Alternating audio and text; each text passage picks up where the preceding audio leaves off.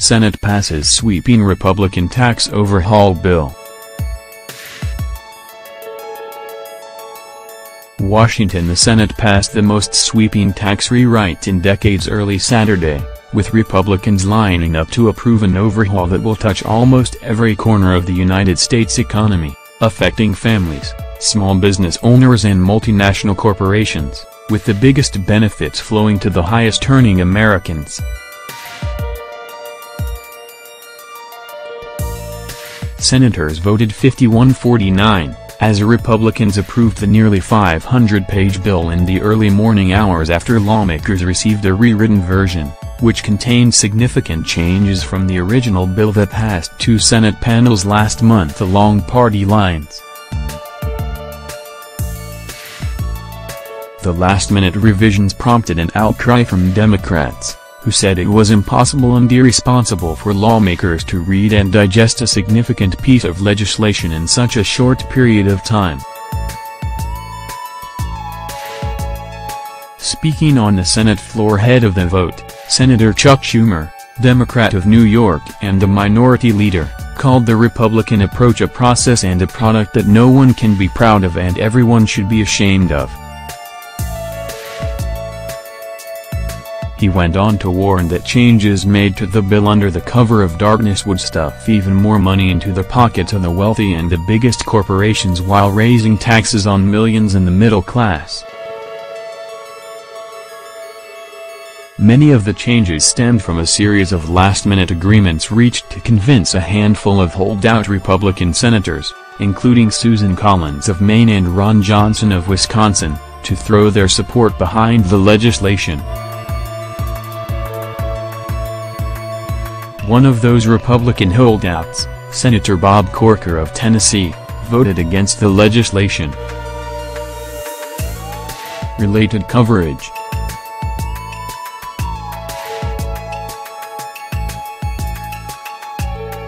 Who gains from the tax plan? Economists face off December 1, 2017. Live briefing. Republicans pass sweeping tax rewrite 51-49 December 1, 2017.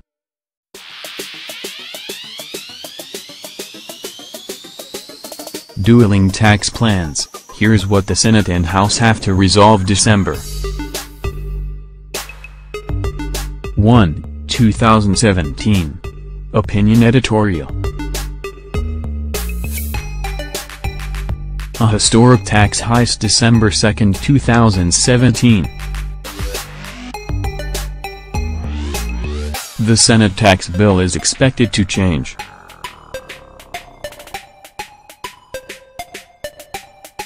Here's what we know.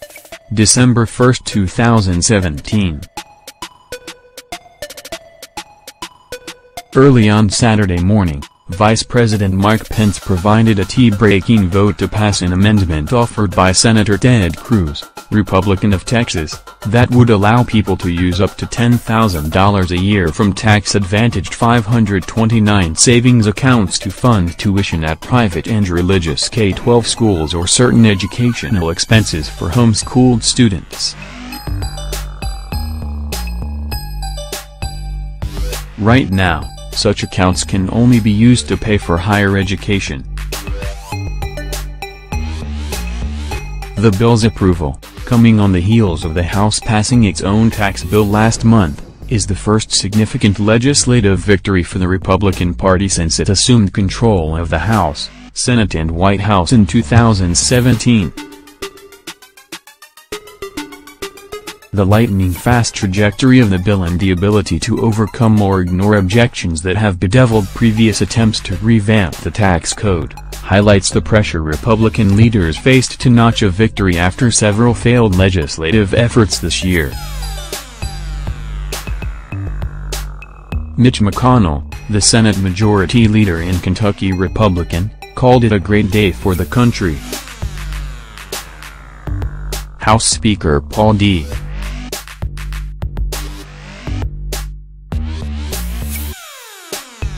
Ryan, Republican of Wisconsin, said in a statement that with Senate approval we will move quickly to a conference committee so we can get a final bill to President Trump's desk. Republicans have pitched the bill as a middle-class tax cut, and the overhaul is intended to immediately cut taxes for about 70% of middle-class families. But it would raise them on millions of others, since the Senate plan eliminates some tax breaks like the deduction for state and local income taxes and phases out the individual tax cuts at the end of 2025. Businesses fare far better, with the corporate tax rate cut to 20% from 35% and made permanent. It also offers a large tax break for the owners of small businesses and other companies that are not organized as traditional corporations, a provision that was sweetened in a last-minute deal to bring two wavering senators on board. Democrats opposed the tax bill as a bloc, saying it was meant to help the wealthy and not the middle class. With the Senate split 52-48, Republicans barely had votes to spare. But the bill's passage was made possible by a near-complete Republican embrace of the idea that about $1.5 trillion of tax cuts will pay for themselves, by producing enough economic growth and additional federal revenue to offset their costs to the Treasury. That belief was contradicted by several studies, including one from Congress's official economic scorekeeper, which Republicans dismissed as overly pessimistic. Mr. McConnell waved off any deficit concerns, saying, "I'm totally confident this is a revenue-neutral bill. Actually a revenue producer."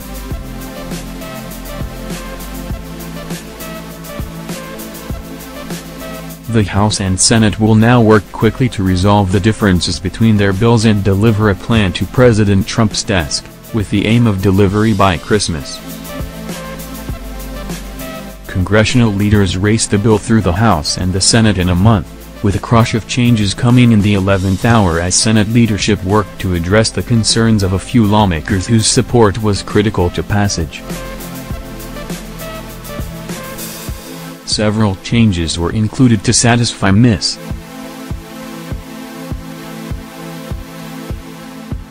Collins, including a provision that will allow taxpayers to deduct up to $10,000 in state and local property taxes paid and allowing lower-income individuals to claim the medical expense deduction.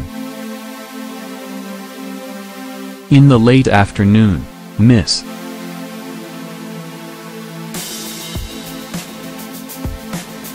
Collins announced her support for the bill, citing those changes as well as a promise from Mr. McConnell that he would support two bipartisan bills meant to help stabilize individual insurance markets under the Affordable Care Act. Collins had expressed concern about a provision in the tax bill to repeal the act's mandate that most Americans have insurance or pay a penalty.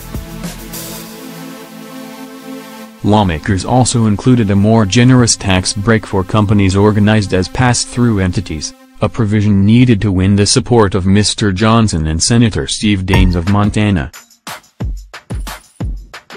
And, in a bid to get Senator Jeff Flake of Arizona on board, leaders agreed to work on providing fair and permanent protections for the beneficiaries of an Obama-era effort that protects young undocumented immigrants from deportation, known as Deferred Action for Childhood Arrivals, or DACA, Mr. Flake said. "There are no ironclad commitments at this date. We're going to have a bill, but I am confident," Mr. Flake said.